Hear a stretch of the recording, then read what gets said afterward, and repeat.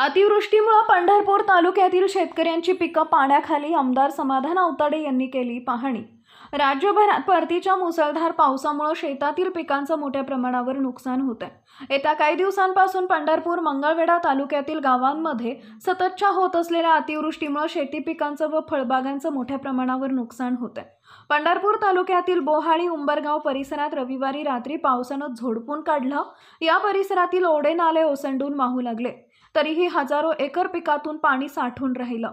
या परिस्थितीची पाहणी संवेदनशील व कर्तव्यदक्ष आमदार समाधान आवताडे यांनी सोमवारी सकाळी केली. त्यांच्या समवेत तहसीलदार सचिन लंगुटे, गटविकास अधिकारी सुशील संसारे, महसूल आणि कृषी विभागाच्या अधिकारी सोबत होते. पंढरपूर तालुक्यातील उंबरगाव बोहाळी इथं भेट देऊन अतिवृष्टीमुळे नुकसान झालेल्या ऊस, डाळिंब, बोर, मका यांसह इतर शेती पिकांची पाहणी केली. या प्रसंगी आमदार समाधान आवताडे यांनी नुकसानग्रस्त शेतकऱ्यांशी संवाद साधून परिस्थिती जाणून घेतली.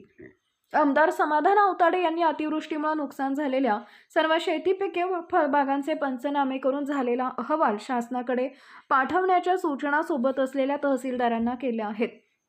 आमदार समाधान आवताडे यांच्या गाड्यांचा ताफा जसा पुढे जात होता तसं शेतकरी रस्त्यावर येऊन उभा राहत होते.